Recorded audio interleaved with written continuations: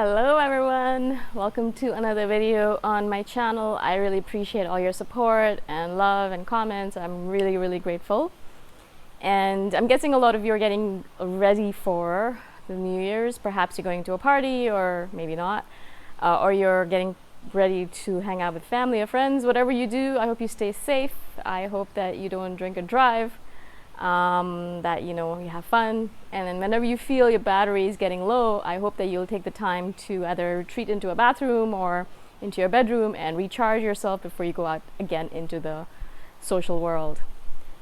But that's not what I wanted to talk about today. I thought I'd keep the topic really light and airy, and something that I'm sure you've thought about previously, but maybe you've never actually articulated like this.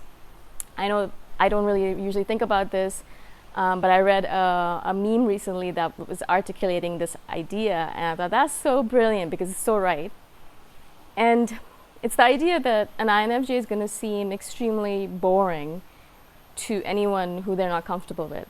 So in a lot of cases, when we do go out and we're social with people that we don't know, in a new group setting, perhaps with a new group of people that we're trying to get to know, but we don't know if we can trust them yet, if they're people that are part of a circle that we want to be part of, or maybe they're friends with friends, maybe they're people who our families knows but we don't know yet and we're trying to get to know them, or whoever it might be, it doesn't really matter. It's just a person or a group of people that we're not comfortable with yet. We don't know if we can trust them.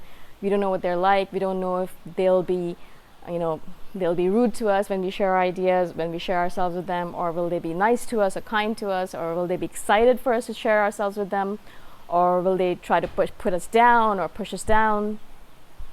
So all of these calculations have to take place every single time we meet a new person.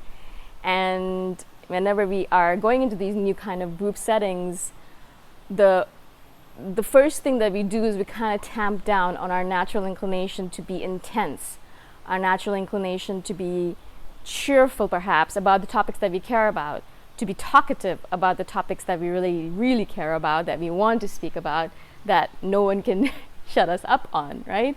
So for example, my new obsession currently is investing and money, and so whenever someone starts talking about it, it's very hard for me to hold back the inclination to just jump down their throat and tell them everything that I know for the next 3 hours, right? But if we are in a group setting that we're not familiar with, then we will sit there quietly, quiet as a mouse. Most people are gonna be like, "Wow, you're really shy, or you don't speak that much. What's your opinion on the matter?" Or things like that. I've been told that many times. I'll go into a new group setting and they'll be looking at me. They're like, "You've been sitting quietly there for a while now. Don't you have anything to say about this?"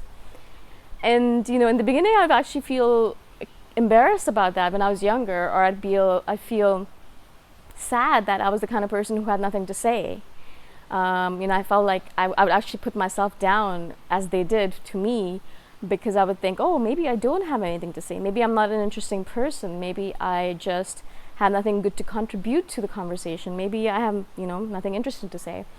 And I would berate myself like that, and I'd feel bad about it. I'd feel bad being out in social circles because I felt like I was bringing them down. I was going to pull them down. I was going to, create a boring atmosphere around them, and so I tried to stay away from that. But as I grew older, I realized that it's not that I'm a boring person. I don't think anyone on this planet really is boring. If you've lived on the planet for even a little bit, you have all these life experiences, all these things you've done, all these people you've met, all these, all of these things that you've kind of garnered, these experiences that you garnered, that there's no way that you could be boring. I don't think any person on this planet is boring. In fact, every single time I meet anyone new, I always think to myself, wow, you're a really interesting person. I think you should really write a book about your life, or start a blog, or do a podcast, right? So I really don't think there are boring people on this planet. It's just that they haven't had the right circumstance that allowed them to display their colorful, dynamic, active, beautiful inner universe, right? And I think that's a very important thing for INFJs, to be comfortable so we can display our inner universe, which is so vibrant and beautiful and filled with so much stuff, right? We have so many different obsessions. We're so interesting once we start talking about those obsessions. And we just have a lot to say about the subject that we care about. But until someone pulls that out of us, or until we feel comfortable enough to pull that out of ourselves, we're gonna sit there quietly like a mouse, right? We're gonna sit there in the corner and let everyone else speak and let everyone else pontificate and blurt out whatever's going on in their lives and their minds and their thoughts, and we'll just sit there and just take it in, just take it in, just take it in.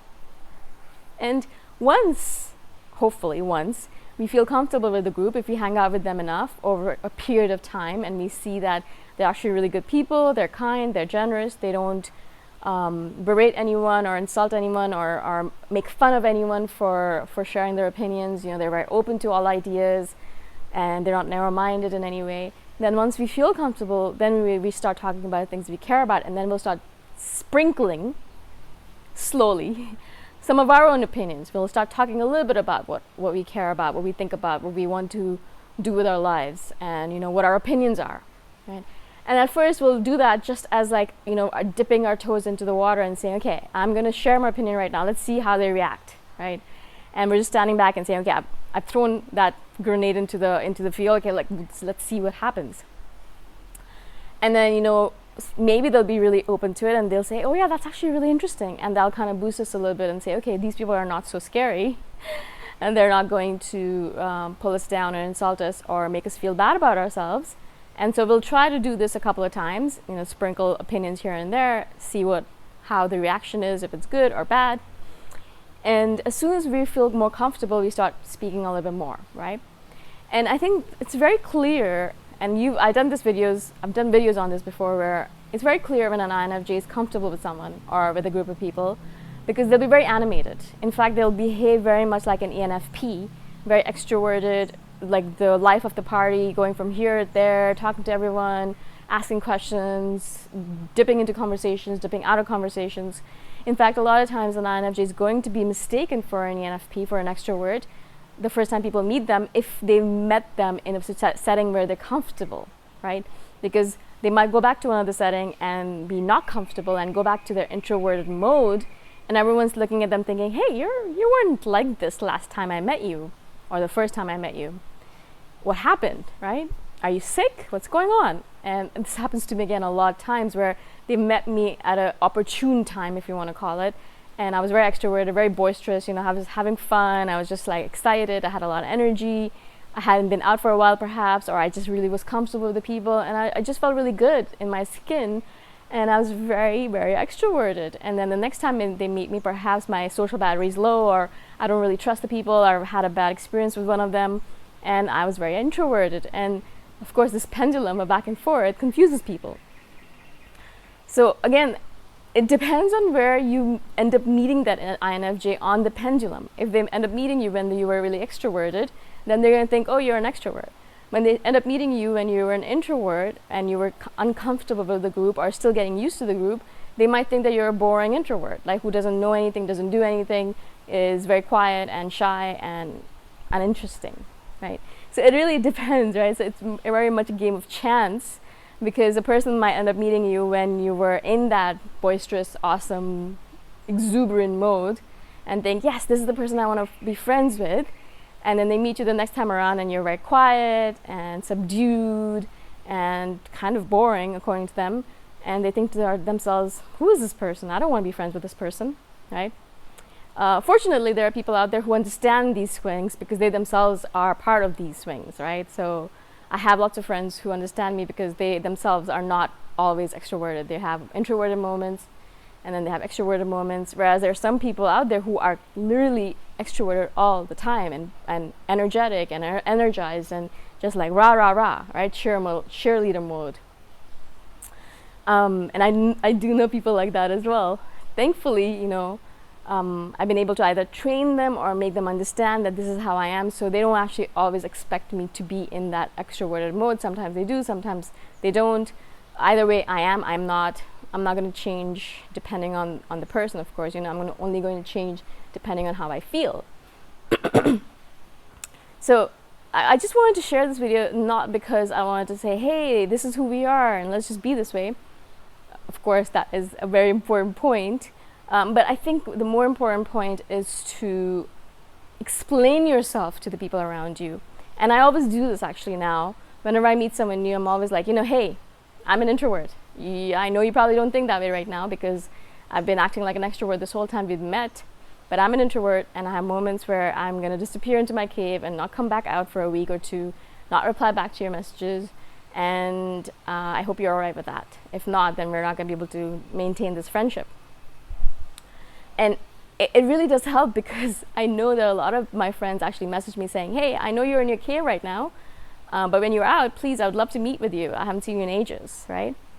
Because I've already warned them of this. They don't feel like it's a personal slight against them. They don't think, oh, she doesn't like me anymore. Oh, she doesn't want to be friends with me anymore. Oh, I must have done something wrong, or what's going on? Why are we not talking anymore? Things like that, right? That's not what comes up, because they already know that I'm going to disappear because I might have a depleted battery, or my work projects are looming upon me, or I'm not in the mood, right? So I wanted to kind of give you both personas. Of course, be yourself, do your thing. If you don't feel like being an extrovert, don't. If you feel like it, do it. But also explain yourself, because I think the more we explain ourselves, the more people are going to understand us, and the easier it'll be for us to make friends and to be less alone, to be less isolated. And I really think that's the mark of a healthy INFJ. Thank you so much for listening. Again, thank you so much for everything. I hope that you've had an amazing 2021. If not, I hope that you have an amazing 2022. And I'm really grateful for everything that you are, everything that you do, everything that you've been to me, all the messages and comments that I received from you, all the love. And I hope that we'll continue this relationship for a long time to come, this online relationship with our INFJ family, our extended family out in the world. Again, thank you so much, and I shall see you the next time around next week. Bye.